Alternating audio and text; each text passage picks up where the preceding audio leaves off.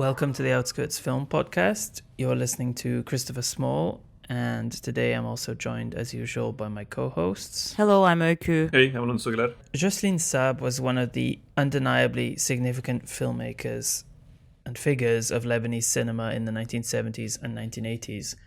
A polyvalent image maker who worked in shifting ways depending on the vagaries of the era. She began as a reporter, covering the Lebanese Civil War and the Palestinian liberation struggle up close in a series of short and mid-length feature films during that period. These are maybe the films that she's best known for, along with her Beirut trilogy. Indeed, we previously mentioned in our Edward Yang episode that filmmaker is one of those most associated with a single city, in that case Taipei. But Jocelyne Saab is really no different. Beirut for her was a city that consumed so much of her attention in a variety of ways over many, many years. Maybe we can start with that very complexity of Saab. So she was, a simple witness to history, but also not a simple one. She was a filmmaker who kept reinventing ways of working, because before then, she was born into this wealthy French-speaking Christian family who lived in the mansion that you see at the start of Beirut, my city. And through there got involved in radio, got involved with some poets and artist types. Eventually, she was working as a kind of journalist for a Lebanese newspaper. And as part of that was kind of freelancing within European institutions as the Lebanon correspondent. Basically, that led to her being hired by the French public broadcaster Antenne 2. So she explicitly came to film through journalism. Those films are, some of them are famous, some of them not so famous, but they are basically that kind of straightforward reportage style. And then at some point started to see herself more as an artist. I don't know if that's fair to say, but someone who wants to not just to document the world, but to express some kind of personal perspective on it. So a lot of Outskirts filmmakers, let's say, she has a kind of archipelago-like filmography with kind of lots of stops and starts and frustrations and all that. But for me, she's someone who, particularly in this first period, had an amazing skill that somehow combined journalistic sort of rigor and good instincts with a more artistic sensibility that allowed her to more creatively structure her images, find things on the edges of the story, simply to also craft beautiful images and to have a beautiful voiceover. But that for me, at some point, this became too much, became almost too ornamental for what the films are. Maybe that's why I find them so compelling, because of this impossibility of assuming a critical distance or a position that would allow her to adopt a more objective balance between the elements she would focus. So I think this is more a very philosophical or maybe self-explanatory thing to say, but the film themselves are shattered because she can't decide what to focus on. That symptom is very interesting to me, that she suffers from that. I guess the thing with Beirut, my city, and perhaps associate with other kind of registers more, I don't know how to say this, beyond more Frenchified perhaps, which is this appeal to lyricism, which again, I don't think it's inherently a bad thing per se, in perhaps a way that I feel it's too ornate, whereas I think the images themselves and the register itself, it's, at least for me, kind of speaks for itself most of the time. I think the colonial history also plays a part in that, what kind of art house and non-commercial films were available. So there's a genealogy there that I think makes sense, which I don't think is a criticism per se. It's just perhaps this intersection of those influences with certain registers and regards of what she's trying to do in different films. I don't think the Frenchness comes from the lack of search of form, because she kind of reappropriates the existing type of essay filmmaking tropes or style. She tries through the images, but the skeleton, the structure, is quite the same of the dominant essayistic style filmmaking that also French television and French institutions asked or maybe encouraged the artists or filmmakers of 70s or 70s and 80s to make. Yeah, I think there's definitely a case there also of the material reality of the films, of the co-production aspect of like how they were financed, how they were like aimed to look at. If you're doing like a personal diaristic film, then at that moment in time, the tradition that was available was perhaps more towards that. So yeah, there's like, I guess, that material element to the composition of these films that I think also plays an important part, and we can't really like look apart from that. When I was watching the start of Beirut, my city, I was thinking about like the value of having someone like Jocelyne Saab, who is clearly incredibly talented filmmaker, making these films at this exact moment where she's standing in front of her house and she's talking, and it's very matter of fact. She's talking very specifically about what it means for a house to be destroyed. And in the first moments of that film, the combination of the way she's speaking and the images really creates something very special to me. In the last few years, since Israel has been conducting this genocidal war in Palestine and Lebanon, a lot of people have used this expression live stream genocide, that it's kind of like the first live stream genocide, which is a term that I really dislike, not only because I think a lot of things are still hidden and we don't see a lot of stuff, but that also live streaming is not enough. Cinema is what is needed to make these things visible somehow. To see a filmmaker of her talent and skill assembling those images at the start of Beirut, my city, and finding continuities between images, structuring the images, developing rhythm and so on, I was very moved by that, and I realized that like that's almost something that we're missing today, that the kind of like invention of the internet makes a little more difficult. Filtering, curating, bringing together, these are gestures of refinement, conceptual editing, then just like here's the destruction, here's the live stream. Jocelyne Saab also is someone who, existed in a very, very specific historical moment where, it was possible to make films like this for the second channel in France. In the period that I like her work the most, she's fruitfully torn between these two worlds, because obviously they're shooting in 16mm. There's a kind of somewhat of a luxury element to the images when we look at them now, especially in what you might compare with what could be made now. But things, there's more of like a grammar, a pre-existing grammar of that moment that is how filmmakers might approach, an interview with Arafat or a film about the Iranian Revolution or whatever. It's almost like the grammar was there.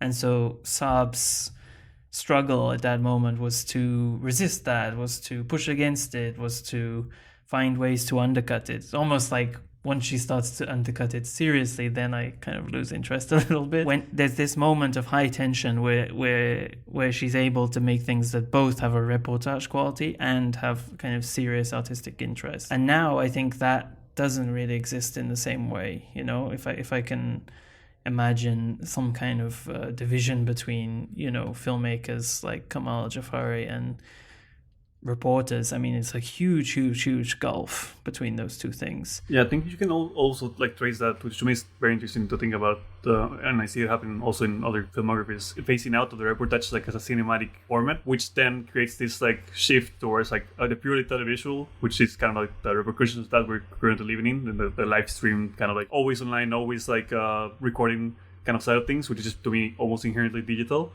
And then the more like, I guess, what remains boutique style, like 16mm recording contemporary style, which draws more towards like the festival circuits and those kind of spaces. Like that, like middle ground was basically erased just by the like technical evolution of those things. And I see that actually also happening in real time when you see like the Jocelyne Saab filmography. Once the reportage isn't really there, like as a state finance or television like station like finance format for her co-production, now like the fully like fictional like the artifice and all those kind of elements to me kind of like make sense to be perhaps the focus of her like filmmaking career in that sense, since there's that format that's no longer there in a sense. Voilà, là c'était ma chambre. Là nous préparions un film. C'était 2 étages. Au fond, c'est pas grave parce que ce n'est que des murs après tout. Et nous sommes tous sortis vivants. À penser au le nombre de morts qu'il y a depuis quelques jours, d'une part à cause des bombardements des Israéliens, à cause des bagarres intérieures. Je sais pas, on se demande, je me pose des questions. L'essentiel, c'est de survivre, de vivre. C'est vrai que cette maison, c'est la tradition, que ça me fait quelque chose au cœur, que c'est 150 ans d'histoire. C'est mon identité aussi. C'est comme pour tout le monde, c'est l'identité de tous les Libanais qui perdent leur maison, leurs biens. En plus, comme on ne sait pas à qui se référer, on ne sait plus qui on est. I think the Une vie suspendue, The Razor's Edge, is more like a transition because we still get to see the images of destruction, or at least glimpses of them within the fabric of a fiction film. They kind of like protrude or like make way somehow within the fiction. They're not very detached from the story because we have the protagonist Samar walking and like exploring these ruins. But I think maybe the poetry of ruin, or like the way, or the question of how to depict, how to include ruins, destruction, or the reality, is a question that the film itself asks while in its making. Yeah, it's interesting because in a way you can kind of see in The Razor's Edge like that initial impulse, particularly with the character of Samar and like her relationship to Egyptian cinema in that film. I think basically what happens in Once Upon a Time in Beirut, kind of like an expansion of that, of like this ongoing way of like Jocelyne Saab to find this correlation between like the escapism, quote unquote, of like the popular cinema at the time as some sort of like safe haven, like amidst the ongoing Civil War and like the destruction around her. In that film, The Razor's Edge, I think, is like more like literally in the text of the film itself. To me, it kind of like suffers a little bit of the same of what I was saying about like Beirut, my city. Like the war-torn like West Beirut, like part of it, which is present in the film, the ruins and this kind of exploration, framed through these two like very like lyrical and pondering artist characters, is perhaps on a register that feels, as you were saying, kind of this transitional period. Whereas I guess like the sense of like artifice, which is very present in this film, is like has fully taken over Once Upon a Time in Beirut. Just like the virtual use of montage and this kind of like insertions within the film. I feel like the images of destruction weren't as such, like our minds, or at least the collective memory, collective perception wasn't as saturated as with images as now, so that the gaps actually allowed these more the fiction to introduce itself to the landscape of ruins. I'm also thinking of Rossellini, and I find these very singular moments in history where they were possible very interesting from a general audiovisual culture. Yeah, I mean, I think it's interesting to compare it with like the history of ruin films, if you can call it that, in the way that you're describing, because I'm also thinking about, I mean, very different kinds of ruins for sure, but the films that were made in Germany right after the end of the war, and also in Japan. So, I'm thinking about, for example, films by Helmut Keutner in Germany, or this amazing Mizoguchi film called Women of the Night from 1948. And in those films, there's like a clear impulse by these old school studio directors to take kind of the stuff of melodrama and set it in this world of ruin somehow. Whereas in The Razor's Edge, maybe because it's like the mid-80s, French co-production, I don't know, these characters are just kind of floating signifiers, or I don't know what you would call it, like they're just clusters of affect rather than actual characters, as they would be in, Mizoguchi or Keutner or these kinds of films. In those films, like the basic dramatic structure that they were working with didn't change. It just happened to be kind of transposed to this new context, and that new context created tension with it. Whereas in The Razor's Edge, I mean, the images of the ruins are incredible, but at its center is this kind of irresolute, sort of floaty, nothing platonic romance between an older sort of artist who's struggling with his art, and this young sort of free-spirited girl in the ruins. It's just, these aren't characters really. These are just kind of levers that you pull in the context of a film like this. So that's the tension that I feel in The Razor's Edge. But the dramatic side was lacking. Wasn't so well conceptualized. I agree with the painter and the Samar's interactions, but like, for me, one of the most interesting scenes in the film is with her friend. She's like mimicking or like play acting these dialogues in a very like a melodramatic register. Like that scene is so interesting. So because we see them first in a very close up shot, so we don't see the background of where they are. So they just like then like sing like in a very melodic way, like talk with each other. I think it's I'm not a big expert on Egyptian popular cinema, but you can clearly see that they're like mimicking or play acting those dialogues, that type of dialogue. And then in a few moments she shows the environment in which they are doing it, and it's like a ruined amphitheater kind of construction.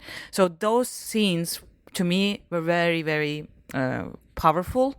But I also liked, as you said, of like a pure effect within the frame. Like Samar's presence is like a physical force. She's like a butterfly, like just like a skipping and walking in these ruins, and that's what I found more drawn in the film, like her physical presence, just navigating, exploring what it is in the frame. And I think also, I can connect it with some of the things that I really like about the earlier films as well. Like, for example, this film with Arafat on the boat, Bateau sur Ship of Exile. She almost understands on an intuitive level just how to film this guy sitting or leaning against the edge of the boat. So you just get to see Arafat in a way that is beyond his kind of historical significance. You get to see him as a body. Like, you get to see the way his shirt is tucked into his pants. Like, you get to see the way he looks at the other people, the way he interacts with kids, and so on and so on. Like, she has this amazing instinctive ability for stuff like that, particularly in those earlier films. And in The Razor's Edge, which is definitely my favorite of her 3 fiction films that I've seen, she still has that, but she's almost like wrestling with this desire to be more of a sort of good French filmmaker in a way. I don't know. I find that difficult in the context of that film. But these moments that you're talking about are like these moments of like pure sensation almost that go beyond any kind of schematic imposition on what this film could be. To me, that's actually the main thing that I associate with like the moments I enjoy in her films and the kind of register I enjoy in her films, which to me are those like moments of levity that kind of ground her films to me, because they exist in this context which is like unescapable from her films, which like they're clearly like can only exist in that like historical and like physical space. To me, those moments are purely cinematic if I want to create like a dichotomy, whereas like the older are more like feel more like writerly, something that doesn't really translate to like the moving image to me. So they feel like I'm like superimposed to the film, whereas as Oiku was saying, like these moments where you just have like people moving and dancing, and you see like then you open up the shot and you have like the space that you're doing that to me is like pure cinematic, because you only need like that transition and that like those images in order to have that sense, that like powerful evocation. Whereas I don't need it to be like spelled out in that sense. To me, like the writerly effect to me, it's like a little bit overbearing at times. بنت أنا ما اسمي بنت، أنا اسمي سمر. عفوا بس أنت رشقتيني. أنا ما برشق حجار، أنا بضرب مضاد. شو بدك تعملي بالمستقبل؟ مستقبل؟ الله بيعلم، بلكي متنا.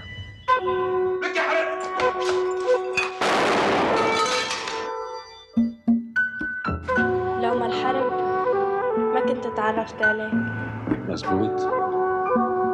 لكن الحرب منيحة. يوم ايه؟ بكرة لا. احنا الاستيمة يا أخت. رسمت الأرض والشمس ما هيك؟ ايه لإلك. عينيك. That is when you get like Once Upon a Time in Beirut, like late 80s and 90s. I saw Oiku frowning. I admire the artifice, but I think it in a pure formal aspect, that film is a mess. Like it lacks total sense of time, tempo, understanding of structure. It's just all over the place, and the film makes you feel that go and watch the films themselves rather than like pursuing and going on, because it really lacks to me it lacks a logic, inherent logic in the way these images are put together. Like as an essay film, I think it's a mess. Like I think it's my least favorite film of hers, although I just want to like go make a beast mode and watch all the popular Arab cinema thanks to this film. But the film itself is just like, what is this? Yeah, I mean, I feel a bit bad also with this one and Dunya, that, you know, those are films that I'm very much inclined to go as easy on as you can imagine, you know, like this is the Outskirts podcast. You know, these kind of like UFOs of film history that are like a little bit badly made are kind of a lot of the time what we're interested in. But even on those terms, I mean, it's not good. You can feel the thesis of the film very, very quickly, and then it just clobbers you over the head with that again and again and again without providing any real sort of levity or moments of invention. You know, like even these moments between the two girls, which are like probably the best parts of the film, other than the clips, I guess, that you're seeing, are just kind of just so underconceived in some way. You know, it's really lacking some kind of formal interest to me, as well as all the things that you just mentioned. You know, that it's a mess, that it's underdeveloped, and so on.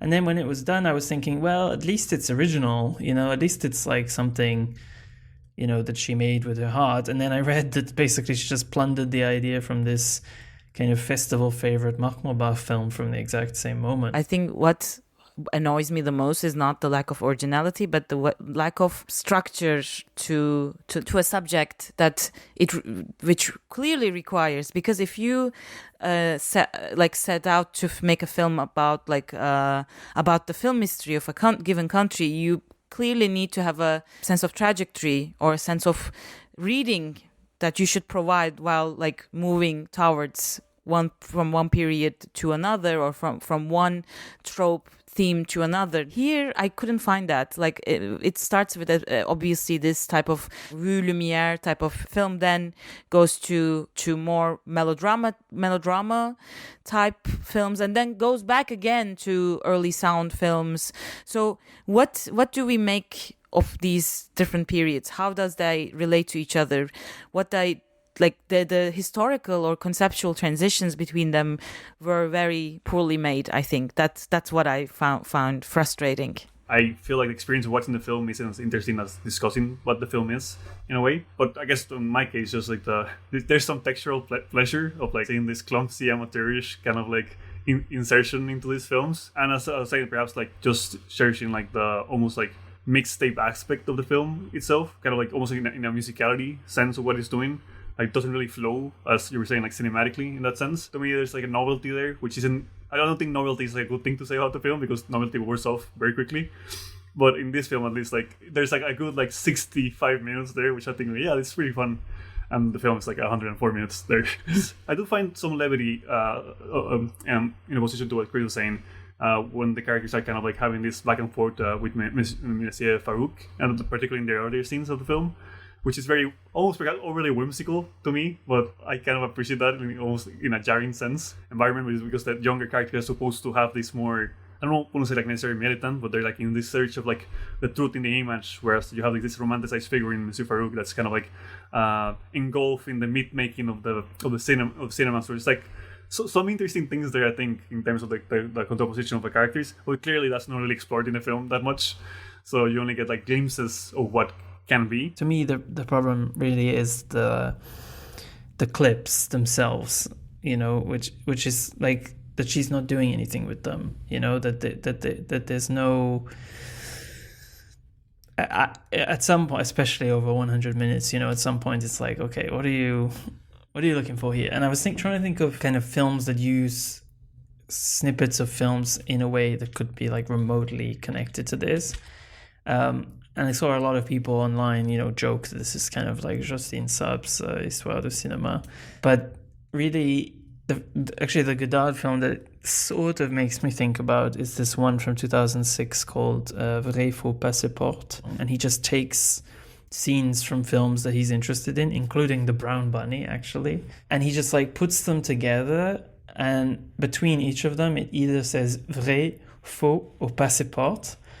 And at first you start to like understand the sort of rhythm to which one is like vrai and which one is faux, and passeport is not totally clear. But then like he starts to play with that, and you start to like see the Rossellini's Open City as faux and so on. So there's like a kind of a tension there, but it's like very, very hands-off film. It's not like Godard's usual use of, images blending into one another. So, there's almost that. But even within that framework, it's like, well, why are we watching this entire scene? It's almost like a jarring moment, because you just see a kind of nakedness that I think is not really flattering to the overall body of work. I think you can very well like highlight or like pinpoint these moments of flatness that those productions create and bring out the tensions or bring out the photogeny or the specific personal connection to the city that a person from Beirut can have. I think that's what lacks here, that we don't see that put in the front of the it's very flat and very opaque. Yeah, I thought accidentally almost in La Telenovela Errante, the Raúl Ruiz and Valeria Sarmiento film. It's very different films, because in that film they aren't using like existing filming material. They're kind of like recreating like a sense of style of like soap, like Chilean soap operas. But in that sense, it kind of feels like, in the case of Once Upon a Time in Beirut, like kind of like accidental, like tapping to television, in the sense of like how it flows from one to the other at this kind of like additive effect of just like flowing through, like in this erratic sense, through history. And also in that sense, also I think that Telenovela Errante has this kind of tension, again, like a little bit more like upfront, of like this contrasting assumption of like what is the reality, in that case of Chilean reality, not existing, and then this purely quote-unquote romanticized and magical realm, in this case of television, and then you have like the popular cinema there. So I think there's something there also in the case of that film, not really translating, I think, that well to other contexts. Ils vont croire qu'on se fait kidnapper. Mais non, au fond, c'est passé de mode à Beyrouth. Aujourd'hui, c'est mon anniversaire. J'ai eu 20 ans. Je suis née avec la guerre. Et c'est bizarre, je me rends compte que je ne connais que Beyrouth. Et encore. Enlève ton bandeau, tu es ridicule. Il est bizarre ce monsieur Farouk. إذا بدكم نرجع هلا بنلف وبنرجع. لا مش مشكلة. الأستاذ فاروق عاوزنا نعمل كده وحنعمل كده. خلاص. كابيش؟ Arrête de parler avec l'accent égyptien. ماليش خيار، إذا عاوزة أبقى نجمة العالم العربي لازم أعرف ألعب دور. قلي ليش مسيو فاروق بده إنه نغمض عينينا؟ هيك هو أمر. اللي هو مستخبي ليه؟ الراجل غريب جدا. ده خايف من الجماعة اللي فاكرين نفسهم بيفهموا بالسيما. لا يقوموا يسرقوا أفكاره ويبيعوها زي والت ديزني. Tant pis pour Monsieur Fallou. J'ai envie de voir le chemin secret de sa mystérieuse retraite, de sa caverne d'Ali Baba remplie de trésors, son Cinecittà. J'ai hâte d'y être. I think we've long been interested in periods of filmmakers' careers where they're sort of in the doldrums, and they're just like making these oddities, like in the very weird moments of their career. And I think, in a way, Saab is kind of the ultimate example of this, because she's someone who made films. All of her most famous films are made in a very, very specific milieu and with very, very specific production context, literally inside a very specific civil war almost. Like it kind of maps almost exactly onto the period of that civil war in Lebanon. Her body of work has a unity in that sense, that at the end of the civil war basically vanishes, and you end up with a few of these kind of oddities. Like Once Upon a Time in Beirut is almost like the starting gun, because it's like, okay, civil war is over and we're going to just make this like completely odd sort of clip comedy. But then, with for like the rest of her career, I mean, I've only seen Dunya, which we'll talk about now, but there are a few other films, but I think they're all kind of scattered, very, very scattered in their approach. And I think also, what we're not seeing when we're just glancing at the filmography here is that I think at this point, if I understood correctly, I think she founded a film festival. She was working on gallery installations. She was doing a lot of other things. So I think clearly the kind of prolificness of that earlier period was gone. And probably this randomness that we're seeing was just the product of a very weird moment in her life. You go from these kind of luxurious images to these shabby looking ones. Some way I found in the position of being the Dunya and the late style Jocelyne Saab apologist, I guess. If there is such thing. But yeah, I guess in the case of Dunya, which just to give a preface, it's focused essentially on the figure of Hanan Turk, which is like a very famous like Egyptian like the dancer and like a performer. I think ballet was mostly what she was focused on.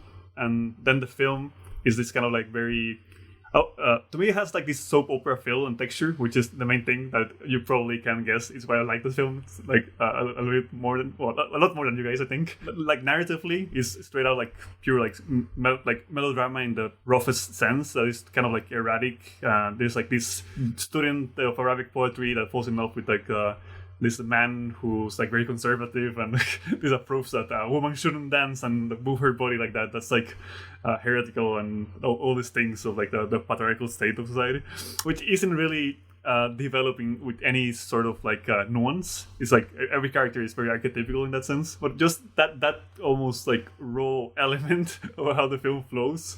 Again, like also like the low production value, which almost like straight to TV kind of feel of the film, to me kind of allows that register of what the film's doing to work for me, which is kind of like distances itself from more like the previous working filmography, and to make it it's almost like something that will be shown like on TV and have this something like I show my mom in a way, like, oh look, mom, there's like a female liberation film with Hanan Turk, which I think like might be what she was aiming for. There's a relationship here, I think, with the history of Egyptian cinema that keeps appearing in her films. I don't know if that was precisely the attempt here, but it does feel that if this film was made like 50 years prior, perhaps it would be like a different kind of film that was more aligned in the industrial like complex of like particularly like Egyptian filmmaking. Then it would be like better suited for that. But it's kind of exists in this like weird middle ground in the 2000s, which I guess to me is why I see some value in it. Although I understand it has like a lot of like limitations, and I'll say like the film is jarring to see. Well, from what in many sense. I'm a Dunya apologist. I like Dunya. I mean, what do you hate fun, Chris? I mean, yeah, maybe I can say about Dunya. Like, since you mentioned Hanan Turk, I think it's kind of interesting to see how, if you look online, if you look on Letterboxd, places like that, Dunya is pretty highly ranked in the Jocelyne Saab filmography in terms of the stuff that people return to. But if you look at a lot of what's written about Dunya, even on Letterboxd reviews, you see that people ain't there for Jocelyne Saab. That it's a UFO in the filmography of Jocelyne Saab, but maybe it's not a UFO in the context of, Egyptian cinema of 2005. And I think that's the way the people are watching it. So almost like coming to it through Saab is almost like this ridiculous exercise. It's like there's a certain thing with low budgets that you do see filmmakers that we love who fall on tough times and have to make films for the Disney Channel or for TV or whatever it may be, and so you get to see almost their sensibility tested by low resources or an alien context or a very kind of mismatched subject. And some of those filmmakers have a strong enough sensibility to survive that, and others don't. And for me, in this case, Jocelyne Saab really doesn't. On a most elemental level, like, she just doesn't know how to cut together scenes, They're just like conversational scenes or scenes in the street that are just like so badly shot, so badly edited, and not in a way that I find interesting. If you change your viewing experience to like focus more on those scenes, I think there are very fascinating moments of touch of colors, of they very primitive facial and bodily expressions that I found very. Alonso is like nodding in a very enthusiastic way. So yay, and yeah, like the Jack Nicholson meme, like yeah. I mean, there's a one. Also, the gender politics of this film is very all over the place. Like, just you can say that again. Fuck me. Holy shit. This is like one of the most famous feminist filmmakers of the 70s and 80s, and this is what she made. Oh my god. Yeah, exactly. And I mean, there's clearly that's maybe the problem. She clearly wants to make a statement with a capital S about like female empowerment, the control of the body, the female circumcision, and it's clearly an important subplot in the film, which is totally out of tone of what's going on in Dunya's sexual life. But at the same time, I love how like older, like middle-aged female characters of films are very sexually active, and I like watching those characters, like, because I think I felt that they're not about faking it. Like, I found them more genuine than Dunya herself. I like the taxi driver lady. I like the other woman, the professor that have like a very passionate sex with. Like, I like those women. I love them seeing on the screen. I like when she goes to take belly dancing classes from her mother's friends, and they like dress her in a very shiny red dress, and they just like, they don't even teach her anything, they just like dance. To me, I loved watching those scenes, but I can't like intellectualize or like bring a logic to that, because there's no logic, as you said. But it's very pure nostalgic feeling that I would probably feel if I watch a Turkish film from the same period, like 2006. To me, this film has two different levels of Mexican logic. One of them being, I don't know how familiar are you with La Rosa de Guadalupe, which is perhaps the more memed like Mexican telenovela ever. And there's a lot, you've probably seen clips of it, but it also has this thing which is like just like melodramatic like main plot, but randomly those like these current events kind of like subplot in those episodes, where it's like this famous episode about like kids being emo and like about like suicides and like assisted deaths and things like that. Which kind of like how this film tackles this like famous circumcision subplot, which I have to say, just like that, having that reference to me is kind of like, yeah, it kind of works in a similar way.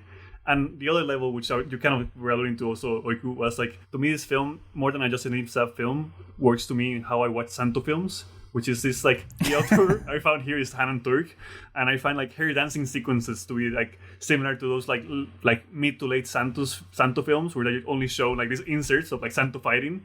For people are there, that's why people are there, just like to see Santo fighting. People are seeing this film because, oh, Hanan Turk, I want to see her dance, and the film is like, well, yeah, you'll get through quickly this like dialogue scenes until we get to the real thing. So in a way, it has this kind of like pornographic logic in a way, in a sense, not dealing with the sexuality itself, but dealing with this transaction and utilitarian way of using the film to showcase this figure, this popular figure that kind of transcends any authorial style. And to me, there's like always this interesting engagement with that. Truly heroic work from both of you there. Which you haven't seen What's Going On, right? Yeah, What's Going On is kind of like has kind of this very ambitious, high concept, like writerly element as well that I was kind of complaining about in like the 80s films. Well, in this case, it's like kind of creating this kind of city symphony of Beirut, explored to these different characters. You can see Chris just like frowning on. I can already see it. I mean, any film from like the 2000s that has a question mark in the title and is low budget like this, it's like usually... Yeah, I can imagine what these kind of films are going to be. So essentially, it's kind of this collection of like intersecting stories in this kind of like city style, kind of like a choral way of filmmaking, which you have like these different female characters having different like their initiation towards like affection, their like sexual awakening, all this like very esoteric and not really developed idea of like female soul that comes from like a writer that's kind of doing this like very like ornate and like overwritten like voiceover, which is very cringy as well. But since the register of those sequences is kind of like similar to Dunya, I had like a lot of pleasure watching it.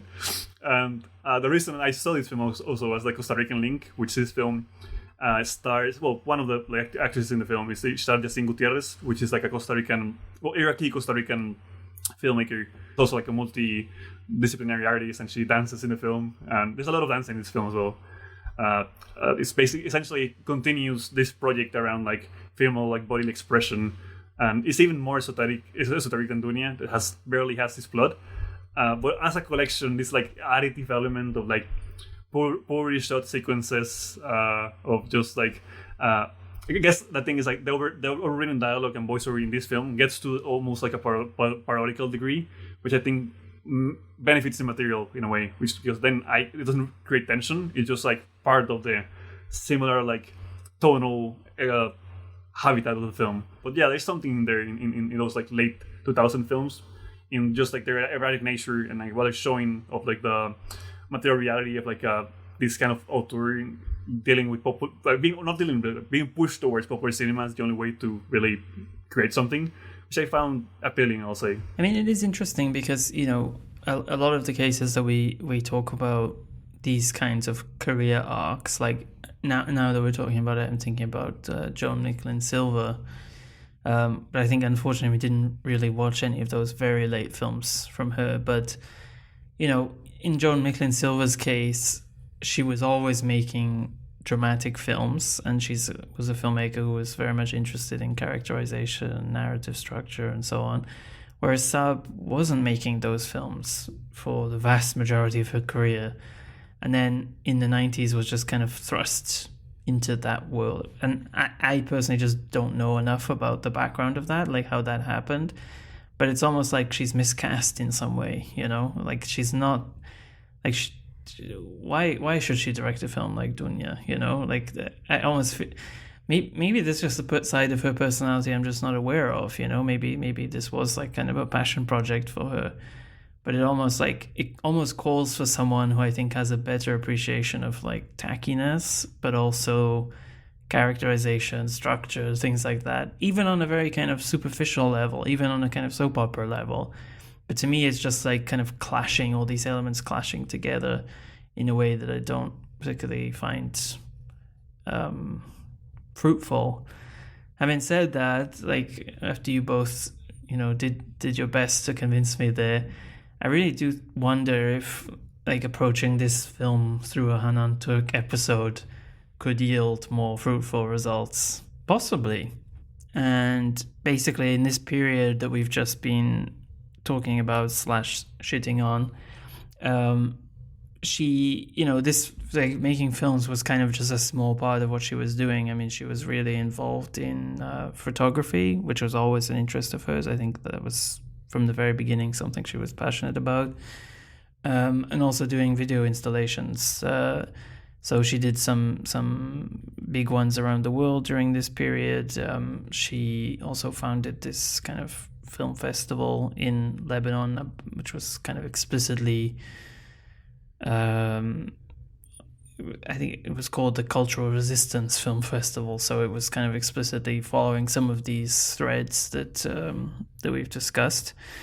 And also she was herself, from what I understand, involved in a kind of archival project at the Lebanese Cinematheque, or what was they were hoping to be a Lebanese Cinematheque, cataloging films, organizing retrospectives, and so on. Also in Paris, also in Beirut. So, you know, during this period where there's just these oddities popping up in her filmography, she was doing a more kind of purposeful work. So basically, after she died, there was this kind of renaissance in restoration of her work. So a lot of what we've seen this past week, you know, is part of this Jocelyne Saab project to kind of restore and revive those films. Also in a moment that's like particularly ripe for it, let's say. We were talking about the reportages that after the more, I think the focus, like thanks to this digital archives and availability of a lot of materials, but also people's focus shifting on Palestine and Lebanon, I think her work also like benefited a lot from this rediscovery, like a political rediscovery of films from her early reportages. But there was also the restoration of The Razor's Edge by several features, I think contributed a lot of more established reconnaissance. And I think Mohaned Yacoubi, which I like his archival work a lot, about the he's an archive, like he's a filmmaker from Palestine, and he works a lot with the archives, and he was also involved with the restoration and the preservation of her work. I was looking yesterday at the page for Doc Lichbour's retrospective of Jocelyne Saab, which they did just after she died, and what I see now is that there were a lot of films shown there that are really still unknown, that actually aren't even on Letterboxd, as I can see.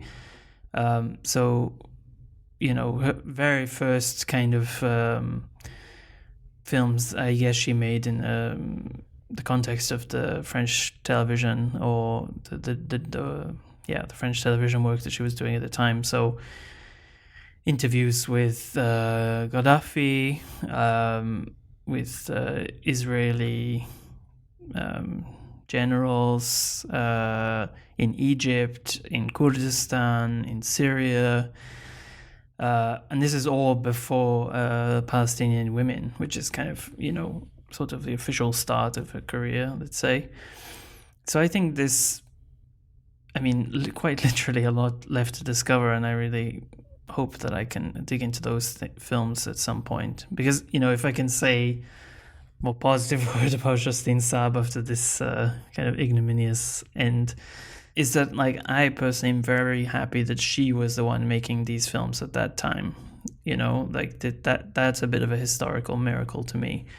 You know, these kinds of films, conversations with Gaddafi, conversations with Yasser Arafat, I'm glad she was the one having those conversations and structuring them, because she somehow at that moment had exactly the right sensibility to do so. So it's like the note that we end basically all these podcasts on, but I really hope to keep watching. كل ما هو فوق هو تحت، كل ما هو تحت هو فوق، نحن بالنص، والكون ملوش نهاية. من إيدي افرح بالدم. تعلمي ازاي تلعبي، تدلعيه، تنغنشيه، تخليه يولع نار، تفلفليه كده وكده، على الجنب ده والجنب ده Okay, what have you been watching other than Jocelyne Saab? I mean, other than that, I've just been working on this text for Metrograph, because they're showing this very interesting Czech film from the 60s called Long Live the Republic, directed by Karel Kachina, who's kind of one of the most interesting directors of that period. He's kind of a pre-New Wave director who gets lumped in with the New Wave a lot. And he's a bit too arty for my tastes in the 60s, and Long Live the Republic comes directly before that period. So it's this kind of like lost gem of that period, because it has one foot in the sort of frenetic style of the New Wave, but it's more kind of restrained and classical in some sense. So I really hope that people check that out when it comes to Metrograph, and obviously read my text. What about you guys? I just talk about this like random film I did so earlier this month, which is kind of a diaristic film called Summer in My Veins, recorded in like shitty TV by some sort of like privileged like Indian student. But it's basically about it's kind of like the most 1999 film ever, and it wasn't really meant to be shown in other contexts. It's essentially like almost like a home video, but it's basically how he's like documenting like his struggles, like present like coming out as a gay man to like his mother in the United States, So there's a lot of like shots of him going to gay clubs in like East Coast United States, and just like asking someone to record him like pondering, and like the club music playing. It's pretty fun in that way. I mean, very amateurish, very like film school style like editing, but I find endearing. To me, the most interesting thing is that there's like a bunch of cinema from like late 90s, like 2000s. So just a textural effect works differently. It's also saying like that same thing being done nowadays. And also the fact that it's like a 40, that Some of My Veins is like a 41-minute film. So also it's kind of the whole structure. It has this kind of like at the end of the film, which I was thinking while seeing the film, has like a thank you note to Rose McElwee, which totally makes sense because the film is clearly like working towards some sort of like German's March kind of like aspiration in what it's doing, about like a film that starts being about something and then turns into an effective memory, but done by like a overly ambitious like grad student. I don't know. There's something in there like I think is workable. What about you? Like, oh, you were at the Mecca. I mean, guys, you can't imagine. I was dead. I was dying. I was so frustrated, like to the point which this was the day before the end of the festival, and they already started the reruns. And I mean, Minotaur was one of the favorites of the festival. It fucking won the Grand Prix, and I went to the screening like 30 minutes after. I was like, I don't want to watch this film. Like at this moment, I don't care like if it wins Palme d'Or.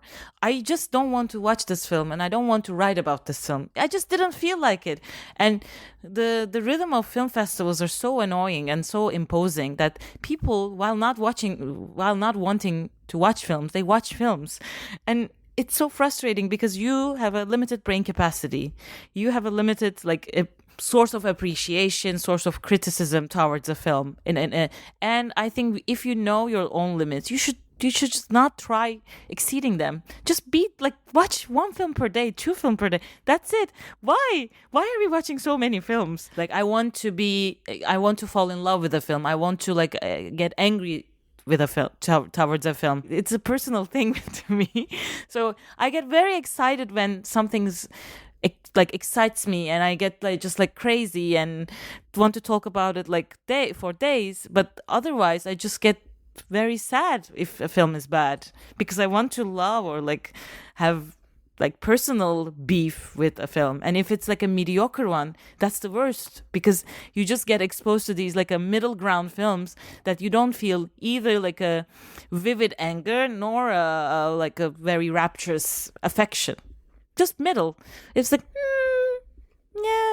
yeah. But I just want to mention one film that's made there are 3 or 4 films that made this festival worth going, or worth I will remember the festival through these films. Is Arthur Harari's The Unknown. I think a lot of people hated it too. It was quite a divisive film, but I just kept thinking about it, or the doors that opened to me through its own topic was a lot. So I will definitely go back and watch it again.